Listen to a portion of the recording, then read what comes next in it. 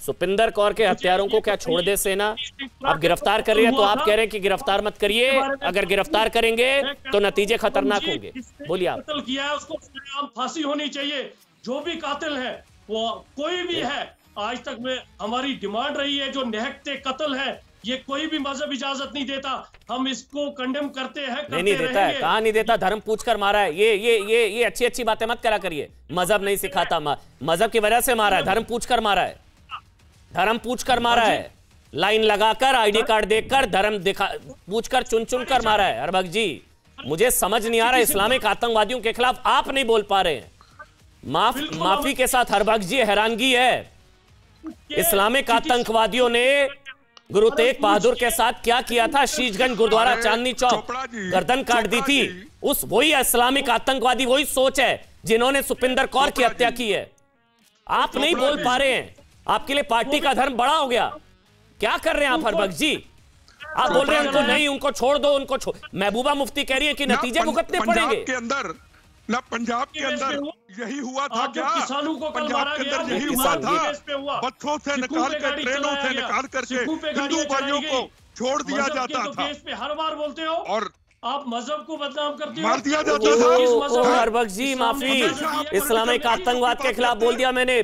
यकीन मानिए मुझे हैरानगी है, आप पीडीपी के प्रवक्ता होने से पहले हरबख्श जी, जो सुपिंदर कौर के साथ इस्लामिक आतंकवादियों ने किया है। आपकी जमीर नहीं है, आपकी जमीर मर चुकी है, आप हिंदुस्तानी नहीं है, आप सिख भी नहीं है, आप कौम के गद्दार हैं। अरे हमारी बहन को मार दिया। मैं चैलेंज करता हूँ अमन जी, मैं चैलेंज करता हूँ आज आतंकवादियों को अपने हथियारों के साथ, लखनजी हथियारों के साथ। मुझे टाइम दे, मैं आऊंगा, कोई सरकारी गन में नहीं होगा। एक चैलेंज छोड़ के रहूंगा, मैं चैलेंज करता हूँ। अरे हमारी बात का मजहब होता है, सही बात है। चलिए ठीक है, हो गया। मैं सुधांशु त्रिवेदी और इरफान हाफिज लोना, मैं आपके पास आ रहा हूँ। ये बड़ा ही त्रिवेदी जी, ये ना बहुत ही सूट करता है। जब आतंकी मारते हैं तो उनका धर्म नहीं होता, आतंकवाद का धर्म नहीं होता ना भाई, यही बताया जाता है। जब इन आतंकवादियों को सेना पकड़ती है तो इनका धर्म याद आ जाता है कि एक धर्म विशेष की वजह से इनको टारगेट किया जा रहा है। त्रिवेदी जी, उसके बाद इरफान हाफिज लोग, पहले सुधांशु त्रिवेदी। देखिए, दुख की बात यह है कि आतंकवाद का कोई मजहब नहीं होता, मगर आतंकवादी का तुरंत मजहब होता है और उसको लेकर तुरंत सियासत शुरू कर दी जाती है। और इतना ही नहीं, महबूबा मुफ्ती तो और भी गजब है, वो आतंकवाद नहीं अपराध में भी मजहब देख लेती हैं। अगर मुंबई में नारकोटिक्स कंट्रोल ब्यूरो ने कुछ लोगों को पकड़ लिया तो अगर एक व्यक्ति का एक सरनेम दिख जाए तो उसके ऊपर वो ट्वीट करने लगती हैं। मगर यहां पर उसमें खान दिखते ही उनको तुरंत अलग प्रकार का अनुराग जागृत हो जाता है। और यहां पर बताइए, अब ये मैं कहना चाहूंगा, जो महबूबा जी की पार्टी के प्रवक्ता बोल रहे हैं कि लखीमपुर में जो मारे गए वो तो किसान नहीं सिख हो गए, और यहां जो मारे गए वो सिख हैं, जवान नहीं है। वाह भाई वाह, यहां पर दिल में कोई दर्द नहीं हो रहा है और वहां पे सारा दर्द हो रहा है। इसलिए मुझे इस बात का बहुत दुख होता है। और अमन जी, मैं याद दिलाना चाहता हूं, आज अगर कश्मीर है, मैं बिट्टा जी की बात का समर्थन करता हूं। आपको पता है यही अक्टूबर का महीना था, 27 अक्टूबर 1947, जब श्रीनगर एयरपोर्ट के ऊपर भारत की सेना उतरी थी और उसने एयरपोर्ट को कंट्रोल में लेकर कबायलियों से बचाया था। कौन उतरा था? सिख रेजिमेंट के जवान उतरे थे डकोटा प्लेन से।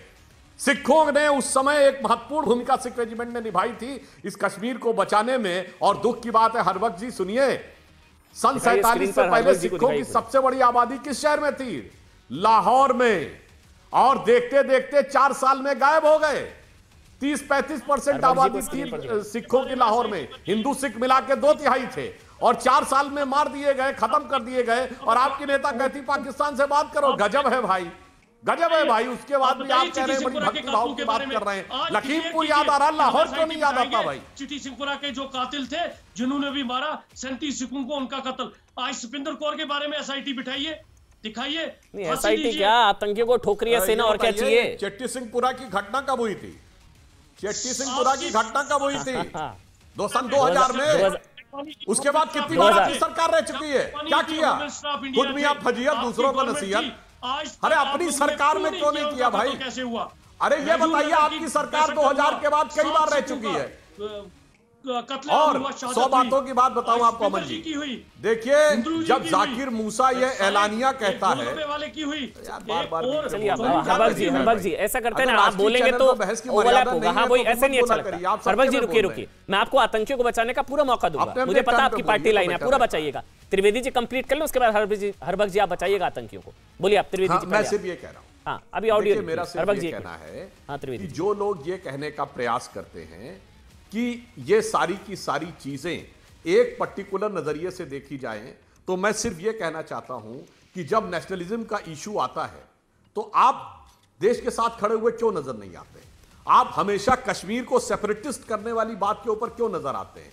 हमने जब जाकिर मूसा एलानिया कहता है कि ये कोई कश्मीरियत की लड़ाई नहीं, ये इस्लामी खलीफत की लड़ाई है, आपके किसी नेता का बयान हो उसके खिलाफ तो बताइए।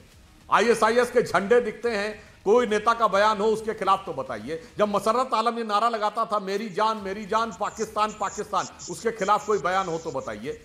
उसके बाद आप आकर यहां भाषण देने लगते हैं। इसलिए मैं कह रहा हूं, और चिंता मत करिए, ये मोदी जी की सरकार है, अमित शाह जी गृह मंत्री हैं।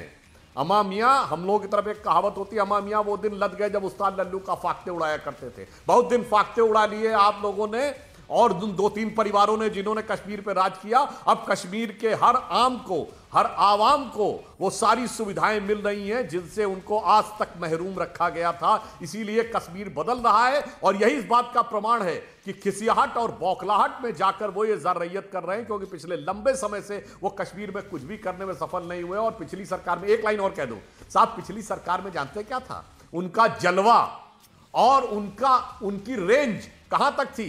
सिर्फ कश्मीर नहीं थी, पिछले 10 साल में कहां कहां धमाके होते थे। गुवाहाटी में धमाके, हैदराबाद में धमाके, बेंगलुरु में धमाके, नागपुर में धमाके, जयपुर में धमाके, पटना में धमाके, गया में धमाके, लखनऊ में धमाके, बनारस में धमाके, दिल्ली में धमाके, चंडीगढ़ में धमाके। अब धमाके सिमट कर आ गए हैं कश्मीर के 3 जिलों में, और उसमें भी अब दम घुटने लगा है। इसलिए अब मासूमों पे करने लगे। चिंता मत करिए, हमारी सरकार उनको भी उनके इरफान हाफिज लोन